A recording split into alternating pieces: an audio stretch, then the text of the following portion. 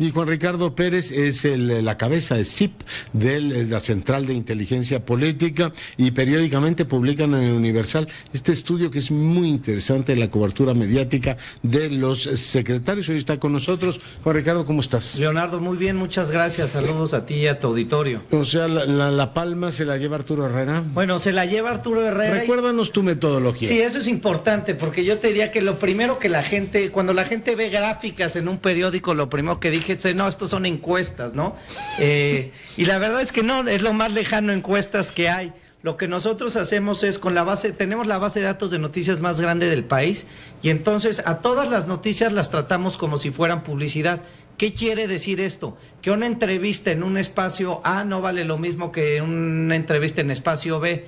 Y entonces nosotros convertimos todas estas noticias en costo publicitario, y entonces lo que hacemos es determinar qué tan lejos llega la información con base en tarifas publicitarias, y el algoritmo nos permite procesar toda esta información. Eso no quiere decir que lo paguen, quiere decir que tú Exactamente. estimas que eso vale. Exactamente, que esto les hubiera costado, pero no pagan por esto. O sea, es importantísimo hacer esta aclaración, pero de esta manera nosotros podemos determinar qué tan lejos llega la información. Oye, porque hay unos que salen debiendo, ¿no? Entonces Sí, dicen, no. oiga, ya debo tanto. No, bueno, tranquilo. sí, así es. Estamos informando tranquilos. Y hay otros que le salen debiendo, ¿no? Sí, Entonces, no, ya vi que hay como 6 que sí, dicen.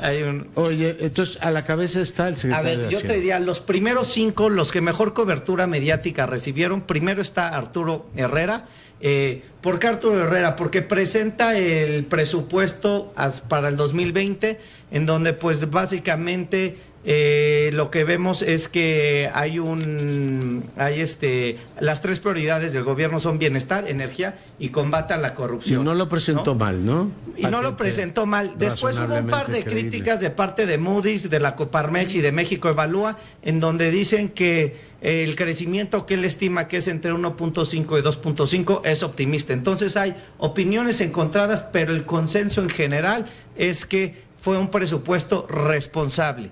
Después también está el tema, no solamente es que midamos al secretario Río y a la secretaría, sino que también se miden pues los personajes que forman parte de esta secretaría, es decir, Santiago Nieto, que es un personaje muy mediático y que da mucha nota, también ayuda a que la Secretaría de Hacienda se posicione. El tema de que... No suena en la caja de Hacienda. Exactamente, el tema de este mes que fue que dijo que todavía tiene 10 demandas pendientes contra Rosario Robles por el tema de la estafa maestra. Entonces, pues ese tema... Y estas últimas de Medina Mora. Más las que sí, exactamente. Entonces vamos viendo cómo Santiago Nieto es una gran herramienta para la Secretaría de Hacienda en temas mediáticos. Yo creo que corren un riesgo en el sentido en el que pues se hacen estas acusaciones, se tienen que probar, se tienen que procesar y se tienen que juzgar, porque lo que no queremos, o lo que yo creo que nadie quiere, es que esto acabe como en el tema del Bester Gordillo, que la procesaron, estuvo en la cárcel un rato y después salió, y entonces ahora ya parece que es una víctima, ¿no? Entonces sí, un show, digamos, político, mediático y sin consecuencias. Marcelo Ebrard está en primer lugar en la anterior, ¿verdad? Marcelo Ebrard estuvo en primer lugar en la anterior, estuvo en segundo lugar en esta. ¿Qué vemos? Pues que, a ver, todo el mundo sabe, o por lo menos la gente que está en el círculo rojo sabe, que la principal tarea de Marcelo Ebrard es mantener una buena relación con los Estados Unidos. La reunión que tuvo con el vicepresidente Mike Pence y con el jefe del gabinete Mike Pompeo le dio muchísima cobertura mediática, y la palomita que nos pusieron cuando, digamos, los indicadores que dieron fue que redujeron el flujo migratorio 56%. Entonces eso le ayudó mucho a Marcelo Ebrard en el tema, ¿no? Después, y es el que más menciones positivas tuvo en el periodo. Sí, pero digamos en el índice global el que más tuvo fue Herrera, después fue Marcelo Ebrard, porque los porcentajes varían, es decir, Marcelo Ebrard creo que tuvo cerca del 60% de positivos. 65. Pero su cobertura total fue menor, entonces 65 es menor a 48 de Herrera. A Herrera, que tuvo creo que alrededor de 350, el equivalente a 350 millones de pesos. Después viene Luis Crescencio Sandoval, el general de la Sedena. En cuarto lugar viene el almirante Rafael Ojeda, el de la Marina. Y pues básicamente yo te diría, no quiero... Y luego Irmeréndez Sandoval, que le había ido bien en la anterior. Le había ido bien en la anterior, pero aquí es muy curioso lo que sucede. Ahorita con el tema de Rosario Robles, que ha sido un tema muy mediático, sabemos que Rosario Robles hoy por hoy está en la cárcel, pero la razón por la que está en la cárcel son temas de la Fiscalía y de la Unidad de Inteligencia Financiera. Sin embargo, hay un proceso paralelo que la función pública inhabilita a Rosario Robles 10 años por inconsistencias en su declaración patrimonial. Es decir, es lo mismo que lo de Bartlett, exactamente lo mismo que lo de Bartlett. Entonces, si no define... Bartlett es cuate, ¿no? Pues va a parecer que no importa todo el trabajo bueno que se haya hecho, puede ser una mancha muy, muy, muy grande. Entonces, pues aquí estaremos pendientes para ver de qué manera y qué solución tiene. Oye, ¿y quiénes son los que salen a deber? A ver, yo te diría, lo que la tecnología nos acaba demostrando es que el peor secretario en el mes de septiembre evaluado mediáticamente fue Alfonso Durazo. El tema es dos cosas. Él es el encargado de la seguridad. Hace un par de declaraciones que llaman mucho la atención. La primera dice que la Guardia Nacional no va a funcionar a menos de que los gobernadores y los municipios hagan su trabajo, cosa que venimos escuchando desde hace muchísimo tiempo, ¿no? Entonces suena un poco a más de lo mismo. Y la otra cosa que a mí me llamó muchísimo la atención es que reconoció que este gobierno no ha cumplido con las metas de seguridad que se habían planteado desde un inicio. Y yo la pregunta aquí que tengo es bastante sencilla.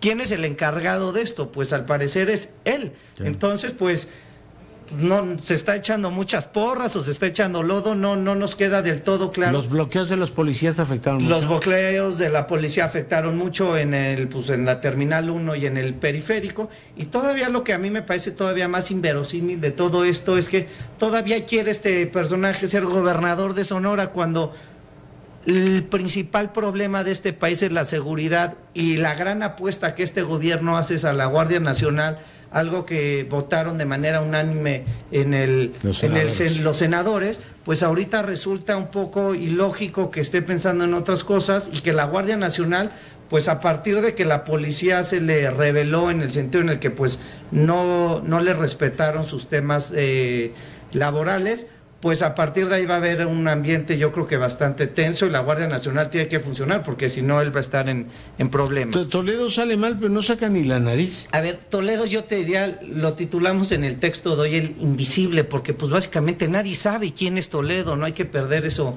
de vista.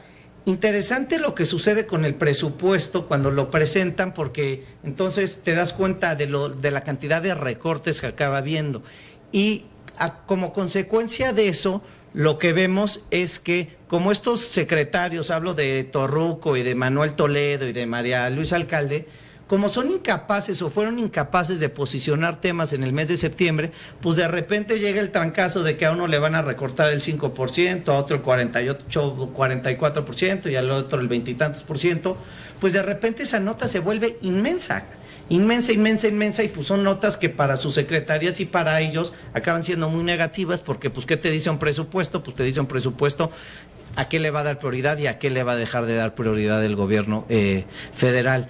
¿Qué otra cosa me llama la atención? Mira, los que siempre han estado ahí arriba en el tema, llevamos 3 meses midiendo esto, los que siempre han aparecido en los primeros 5 de mejores evaluados son Marcelo Ebrard e Irmeréndira Sandoval. Después, Olga Sánchez Cordero ha tenido 2 meses muy malo. Pues hay hubo un rebote y acabó con temas positivos. Y lo que es muy interesante de esto es que las noticias son impredecibles, es decir, el que hoy está hasta arriba, mañana puede estar hasta abajo, porque no sabemos qué va a acabar pasando el día de mañana. Entonces, aquí hemos visto que es como una montaña rusa, un día están hasta abajo, Herrera en su momento estuvo hasta abajo y después el siguiente mes estuvo hasta arriba. Es muy interesante ver cómo se van moviendo estas fichas. Hay unos que van a la fosa séptica, no están abajo permanentemente, ¿no? Permanentemente. Te diría que el caso que a mí más me sorprende de los que están abajo permanentemente es Olga Sánchez Cordero. De 3 meses, 2 ha aparecido dentro de los últimos 5, y este mes creo que apareció en el lugar número 7 de 19. Y es la secretaria de Gobernación. Y es la secretaria de Gobernación. No es una secretaría menor. Históricamente lo que hemos visto es que las 2 secretarías que mayor cobertura reciben son Hacienda y Gobernación, y resulta un tanto lógico porque son las secretarías pues las más grandotas, digamos, ¿no? Las musculosas. Exactamente. Aunque Gobernación ha perdido muchas funciones. Muchísimo. Incluida la migración. Y a medida de que va perdiendo fuerza y músculo la Secretaría de Gobernación, curiosamente también va perdiendo cobertura mediática, es decir, los temas de migración, pues ya no volteas a preguntarle a la secretaria Olga Sánchez, sino volteas y le preguntas a Marcelo Ebrard, ¿no? Por poner un ejemplo, el tema de seguridad que antes dependía de la Secretaría de Gobernación, pues ahora depende de Alfonso Durazo. Ya, oye, pues interesantísimo el estudio y te agradezco mucho que hayas venido. No, hombre, gracias por invitarme y ojalá estuvemos aquí el siguiente La mes. cabeza del Central de Inteligencia, por supuesto que te invitamos, de Inteligencia Política, hoy compartiendo su saber y sus datos con usted.